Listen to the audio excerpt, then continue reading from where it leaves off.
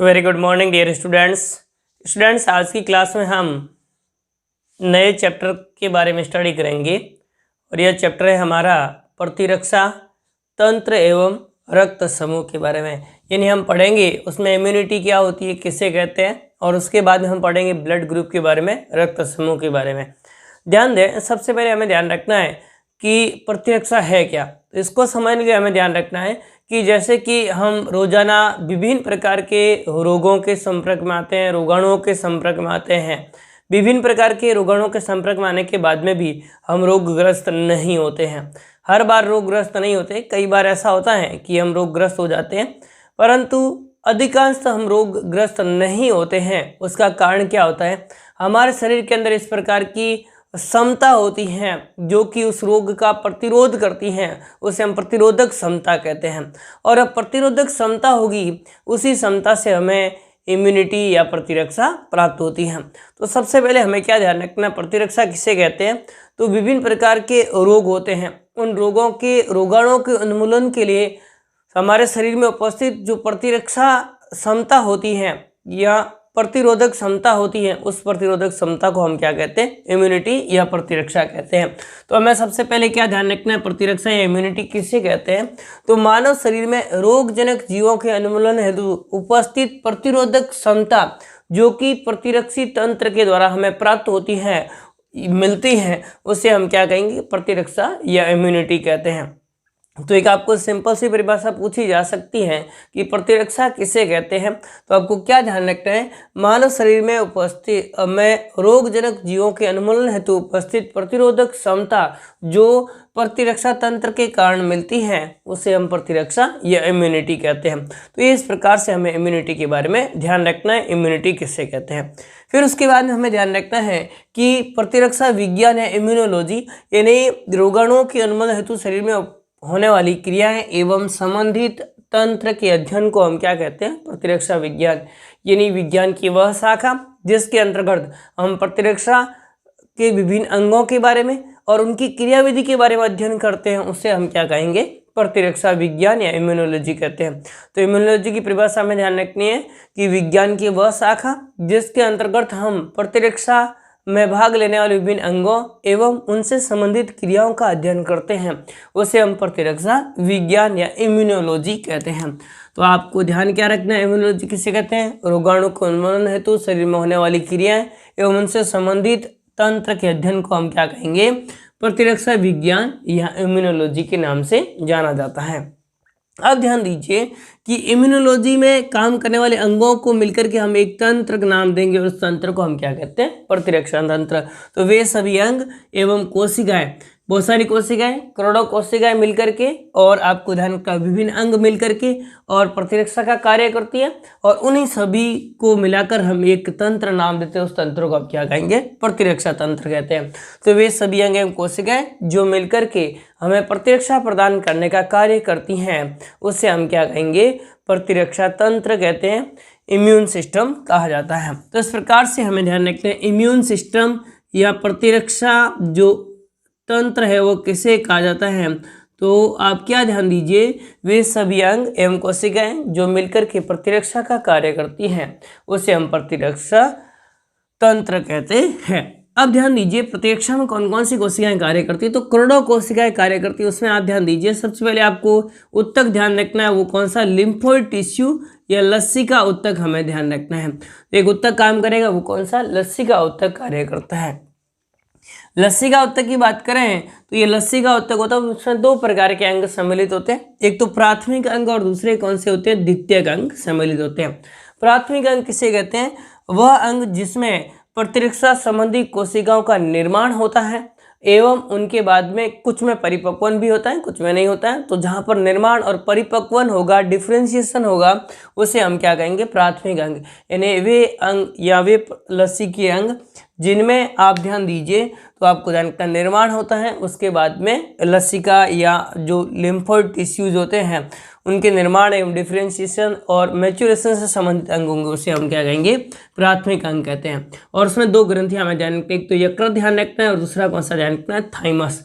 Thymus ग्रंथि और यकृत होते हैं, ये किस रूप में कार्य करते हैं? प्राथमिक अंग के रूप में कार्य करते हैं। अर्थात प्रतिरक्षी कोशिकाएं होती हैं, उनका निर्माण, डिफ्रेंशिएशन और मैच्यूरेशन यानी परिपक्वन होने का कार्य करती हैं।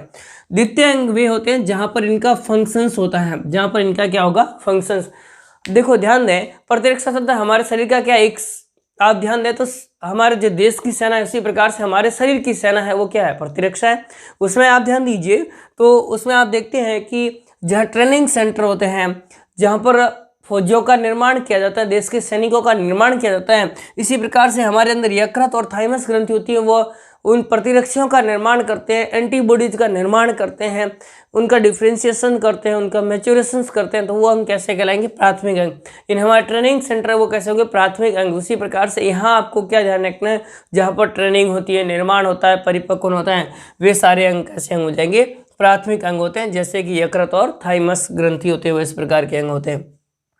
और इसके अतिरिक्त आप ध्यान दीजिए तो आपको ध्यान रखना है जो हमारा बोन मेरो होता है, वेरी इंपॉर्टेंट है ध्यान रखना, बोन मेरो या अस्थि मज्जा होती है, ये भी प्राथमिक के रूप में कार्य करता है। तो अस्थि मज्जा और थाइमस ग्रंथि मुख्य रूप से इसमें काम करते हैं। तो मुख्य रूप से आप ध्यान दीजिए काम कौन कौन करते हैं? अस्थि मज्जा एवं बोन मेरो कार्य करती हैं। फिर उसके बाद में द्वितीयक अंग, और द्वितीयक अंग में आप ध्यान दीजिए जहाँ पर कार्य करते हैं, यानी सैनिक बॉर्डर पर जाकर के अपना कार्य करते हैं, उसी प्रकार से हमारे शरीर के विभिन्न भागों में जाकर के ये कार्य करते हैं। उन कार्य स्थलों को हम क्या कहते हैं? द्वितीयक अंग कहते हैं। तो द्वितीयक अंग में ध्यान दीजिए पीलिया होता है, लसिका ग्रंथियां होती है, लिम्फोइड नोड्स वगैरह होती है, ये हमें ध्यान रखना है। इसके अतिरिक्त टॉन्सिल्स होते हैं, ये हमें ध्यान रखना है। इसी प्रकार से हमारी शुद्रांत्र छोटी आंत होती है, उस छोटी आंत के अंदर पेयर पैचेज उपस्थित होते हैं। इसी प्रकार से परिशेषिका होती है या अपेंडिक्स होती है, उसके अंदर उपस्थित होते हैं विभिन्न प्रकार की लसिका गांठें जिनके द्वारा प्रतिरक्षा में कार्य किया जाता है। तो ये सारे लसिका उत्तक के अंतर्गत आते हैं, प्राथमिक और द्वितीयक अंग। इसमें मुख्य रूप से आपको किसका ध्यान रखना है? अस्थि मज्जा का। मुख्य रूप से जो लिम्फोइड टिश्यूज होते हैं, लसिका कोशिकाएं होती हैं, उन लसिकाओं का निर्माण कहाँ पर होता है? अस्थि मज्जा में होता है। फिर उसके बाद में आप ध्यान दीजिए लसिका पर या लसिका नोड हो गए, यकृत हो गया, थाइमस ग्रंथि हो गया, ये सारे आपको ध्यान रखना है। किससे संबंधित अंग है? तो प्रतिरक्षा से संबंधित अंग है। और ये अंग मिलकर के ही हमारा तंत्र का निर्माण करते हैं, उस तंत्र को हम क्या कहते हैं? प्रतिरक्षा तंत्र कहते हैं। तो ये तीन मीनिंग हमें ध्यान रखनी है। प्रतिरक्षा इम्यूनिटी किसे कहेंगे? प्रतिरक्षा विज्ञान इम्यूनोलॉजी किसे कहते हैं? और प्रतिरक्षा तंत्र किसे कहते हैं? और इसमें कौन कौन से अंग सम्मिलित होते हैं? अब उसके बाद में ध्यान दीजिए प्रतिरक्षा के बारे में हमें ध्यान रखना है कि मानव के शरीर में प्रतिरक्षा होती है वो दो प्रकार की विधियों के रूप में कार्य करती हैं, दो विधियों से कार्य करती हैं या दो प्रकार की होती हैं, ऐसा भी आप कह सकते हैं। आपका सवाल पूछा जा सकता है कि मानव शरीर में प्रतिरक्षा कितने प्रकार की होती है? तो आप क्या ध्यान दीजिए, दो प्रकार की होती है मुख्य रूप से, स्वाभाविक प्रतिरक्षा और दूसरी उपार्जित प्रतिरक्षा। स्वाभाविक प्रतिरक्षा को हम इनेट डिफेंस मैकेनिज्म भी कहते हैं, यानी आंतरिक रूप से, यहाँ आप ध्यान दीजिए जो जन्मजात रूप से हमें प्राप्त होती हैं। इस प्रकार की प्रतिरक्षा जो मनुष्य को जन्मजात रूप से प्राप्त होती हैं, जन्मजात रूप से प्राप्त होती हैं, उसे हम क्या कहेंगे? स्वाभाविक प्रतिरक्षा विधि कहते हैं। तो इस प्रकार की प्रतिरक्षा जो कि परपोषी को या मनुष्य को सब जन्मजात रूप से प्राप्त होती है, ये विशिष्ट प्रकार की नहीं होती है, किसी प्रतिजन की विशिष्ट प्रतिरोधी नहीं होती है। ऐसा नहीं है कि हमारी जैसे त्वचा है तो त्वचा होगी वह सभी प्रकार के रोगाणुओं को शरीर में प्रवेश करने से रोकती है, किसी स्पेसिफिक रोगाणु को रोकने का कार्य करे, ऐसा नहीं होता। तो ये कैसे हो गई? आपको ध्यान रखना स्वाभाविक प्रतिरक्षा विधि हो गई। तो आप क्या ध्यान दीजिए, स्वाभाविक प्रतिरक्षा कैसे कहेंगे? इस प्रकार की प्रतिरक्षा जो कि किसी विशिष्ट प्रतिजन के प्रति विशिष्ट नहीं होती है, अपितु यह जन्मजात रूप से या प्राकृतिक रूप से मनुष्य को प्राप्त होती है, उस प्रतिरक्षा को हम क्या कहेंगे? स्वाभाविक प्रतिरक्षा कहते हैं। तो स्वाभाविक प्रतिरक्षा का अर्थ आपको क्या ध्यान रखना है? इस प्रकार की प्रतिरक्षा जो कि मनुष्य को स्वाभाविक रूप से प्राप्त होती है, जन्मजात रूप से प्राप्त होती है, उसे हम क्या कहेंगे? तो आपको ध्यान रखना स्वाभाविक प्रतिरक्षा कहते हैं। अब स्वाभाविक प्रतिरक्षा है उसके निम्नलिखित अवरोध हमारे शरीर में उपस्थित होते हैं। सबसे पहला हमें ध्यान रखना है भौतिक अवरोध। भौतिक अवरोध का मतलब क्या हुआ, इस प्रकार के बैरियर्स, फिजिकल्स बैरियर्स जो कि शरीर में रोगाणुओं को प्रवेश करने से रोकते हैं, उन्हें हम क्या कहते हैं, भौतिक अवरोध कहते हैं। भौतिक अवरोध में सबसे पहला और सबसे इंपॉर्टेंट प्राथमिक लाइन के रूप में, प्रथम लाइन के रूप में कार्य करती है, वो कौन है, त्वचा है।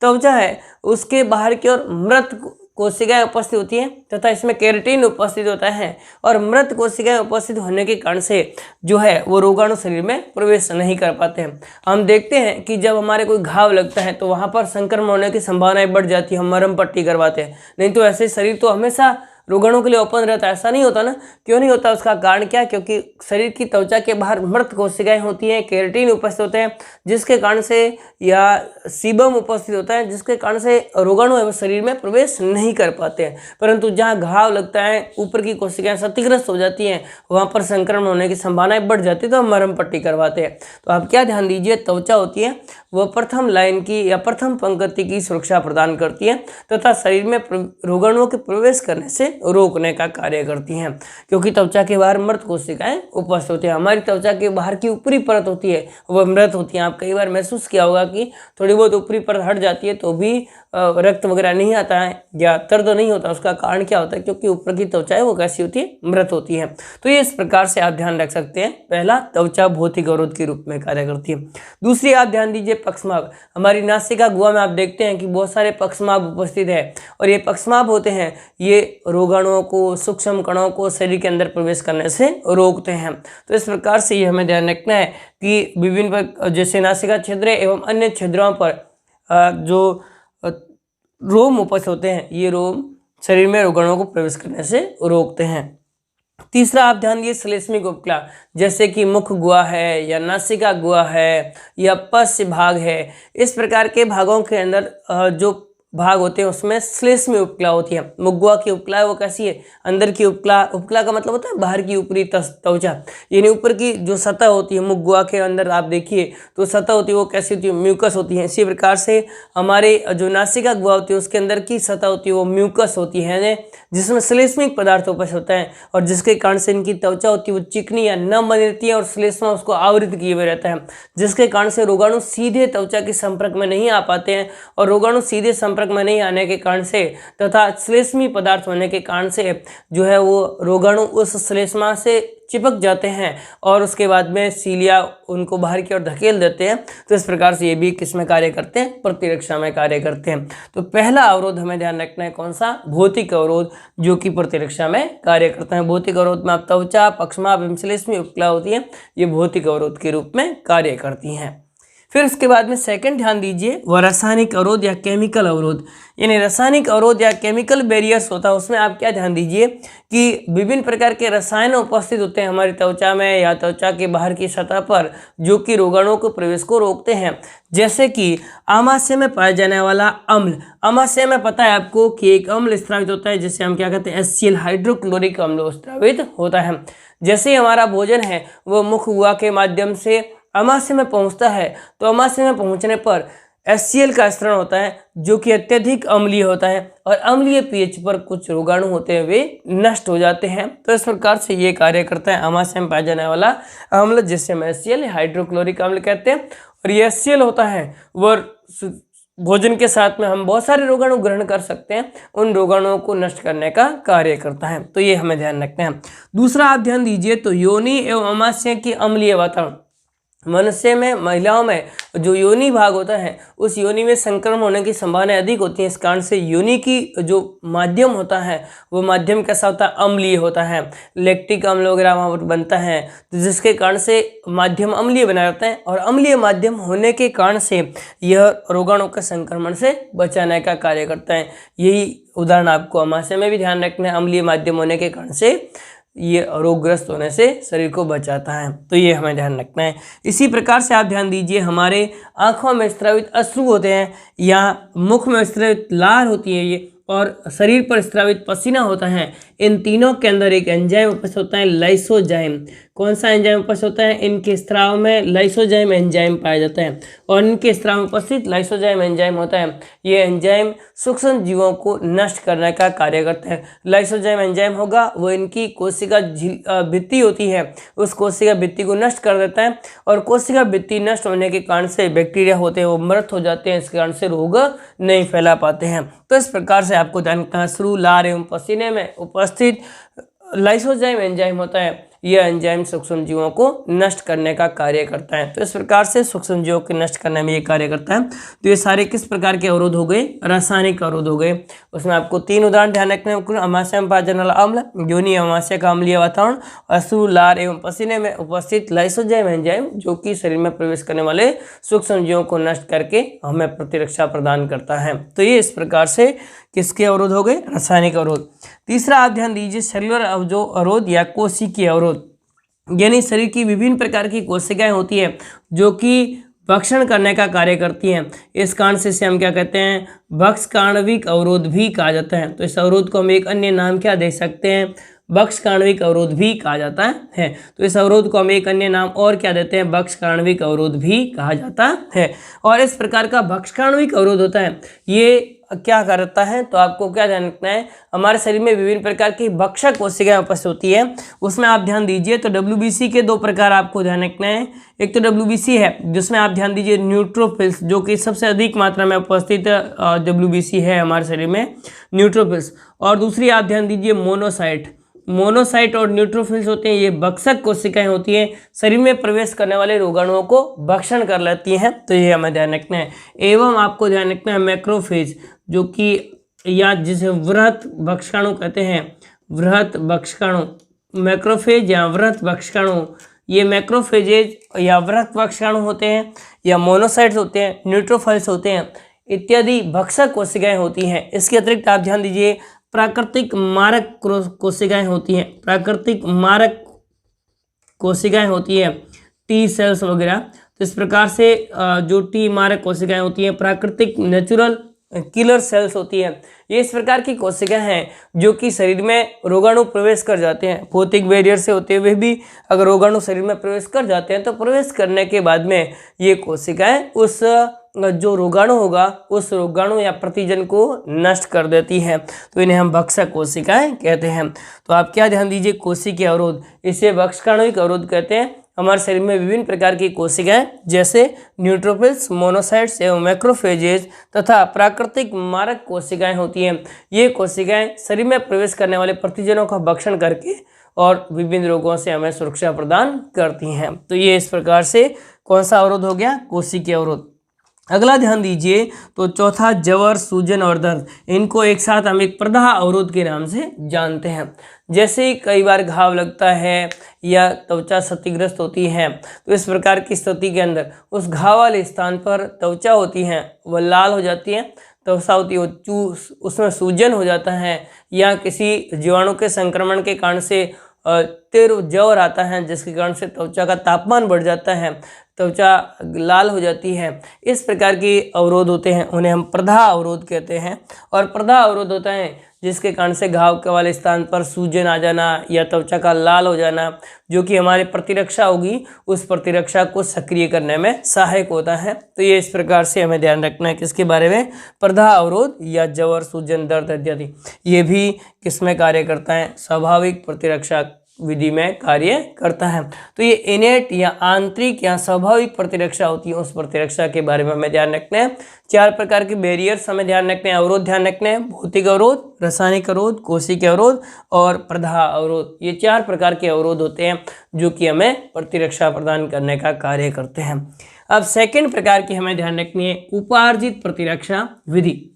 इस प्रकार की प्रतिरक्षा जो कि मनुष्य विभिन्न प्रकार की वातावरणीय क्रियाओं के फलस्वरूप अपने जीवन काल के दौरान विभिन्न अनुभवों से प्राप्त करता है, उसे हम क्या कहते हैं? उपार्जित प्रतिरक्षा विधि कहते हैं। यानी वातावरणीय क्रियाकलापों के फलस्वरूप या बाह्य कारणों से या वातावरण के साथ में उनकी विभिन्न प्रकार की क्रियाओं के फलस्वरूप जो प्रतिरक्षा हमें प्राप्त होती है उस प्रतिरक्षा को हम क्या कहेंगे, उपार्जित प्रतिरक्षा कहते हैं। यानी यह प्रतिरक्षा जन्मजात न होकर के और किस प्रकार की होती है, तो आपको ध्यान रखना है जीवन काल के दौरान अर्जित की गई प्रतिरक्षा है। इस कारण से इसे उपार्जित प्रतिरक्षा या अर्जित प्रतिरक्षा भी कहा जाता है, या इसे बाह्य प्रतिरक्षा भी कह सकते हैं। तो इस प्रकार से उपार्जित प्रतिरक्षा या अर्जित प्रतिरक्षा क्यों कहा जाता है इसे, क्योंकि ये जीवन काल के दौरान अर्जित की जाती हैं। विभिन्न प्रकार के इंट्रैक्शंस, विभिन्न प्रकार की क्रियाकलापों के माध्यम से मनुष्य अपने जीवन काल के दौरान इसे अर्जित करता है। तो इस प्रकार की प्रतिरक्षा जो कि मनुष्य के